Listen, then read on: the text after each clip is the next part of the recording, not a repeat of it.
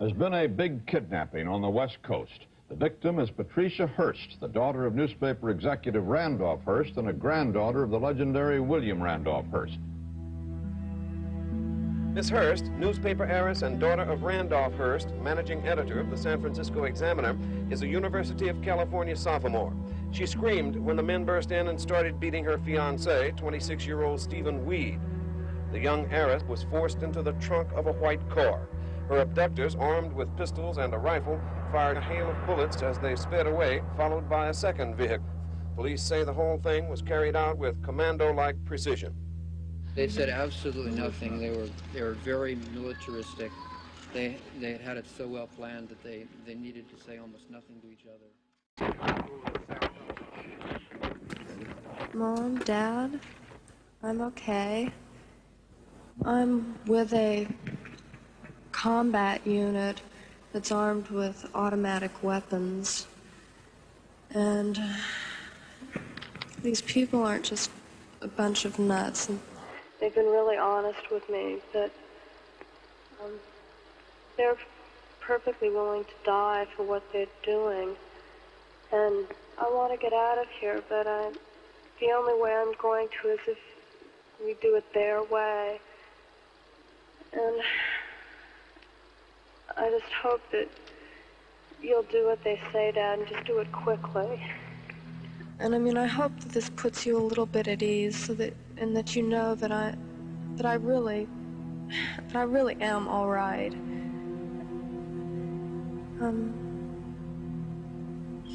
I just hope I can get back to everybody really soon. The revolutionaries who called themselves the Symbionese Liberation Army first came to widespread public attention with the kidnapping of Patricia Hearst, but they had been in operation before that. Two of the Army's avowed members are in prison now, accused of the murder of the school superintendent of Oakland, California. Tonight we have a profile of the SLA and its members, reported by Gail Christian. It began last November when Oakland School Superintendent Marcus Foster was shot to death outside his office by a trio of hooded assassins. Witnesses described one of the three as a woman. And the next day, the Symbionese Liberation Army took credit for the killing. Greetings to the people and comrades, sisters and brothers. My name is Delina, and I am a general in the Symbionese Liberation Army. By the time the last communique was issued, still more women had made themselves heard. The SLA is the people's army, and we fight in their interests. The SLA will never compromise. Now to our sisters and brothers in prison, courage and faith to our two captured soldiers. Greetings to all oppressed people. May we connect. And this tape also contained Patricia Hearst's declaration that she too had joined the SLA women. I have been given the name Tanya after a comrade who fought alongside Che in Bolivia for the people of Bolivia. I embrace the name with the determination to continue fighting with her spirit. The Hibernia Bank Sunset Branch was held up at gunpoint this morning at 9:40. $10,960 was taken in cash. Witnesses state 5 of the bank robbers entered the bank while 4 remained outside. All made a getaway in 2 automobiles after firing several shots from automatic weapons. In addition, Patricia Campbell Hearst has been named in a federal warrant charging her with being a material witness to the bank robbery. At this point, we are simply saying we want to talk to Patricia Hearst. Patty Hearst, princess and terrorist. Patty Hearst, lover and killer. Patty Hearst, college girl and guerrilla.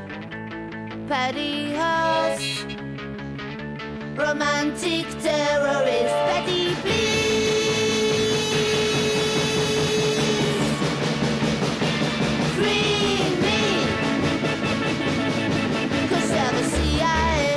The CIA and the FBI, the FBI, the OSS, the OSS, the NSC, NSA, COI, DHS.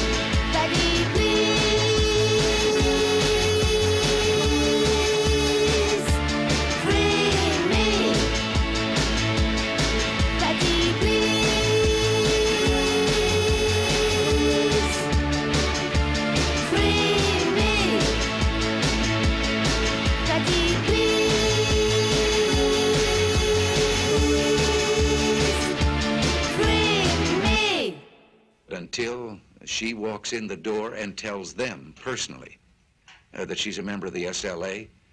Common sense dictates that you have to accept that she is still being held prisoner by the SLA.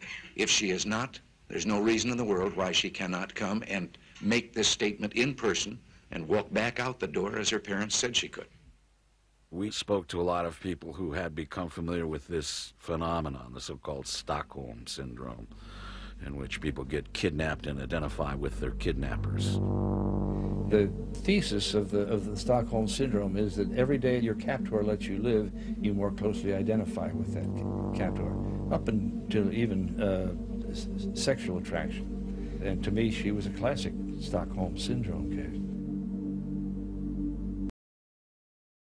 At 2:25 p.m., less than 30 minutes ago, we arrested Patty Hearst at 625 Morse in the Outer Mission District.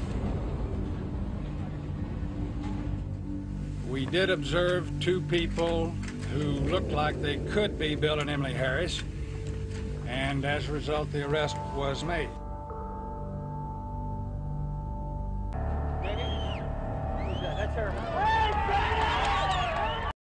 Patricia, the world is still divided into two camps about what happened to you. There was the one camp that says that the men became her lovers. Yes. What is your version about Willie Wolf, Cujo?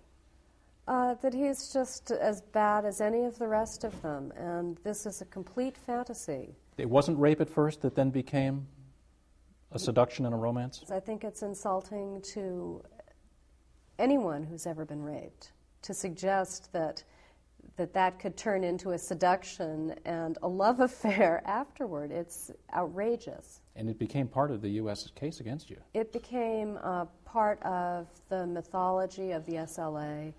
It did, in fact, get used, and not just him, but that all of the members of the SLA were my best friends, and that kids just like me, and that of course I'd like them. It's really shocking the way the case was presented. I mean, no other people were prosecuted for that bank robbery except me. None of my kidnappers were charged or prosecuted.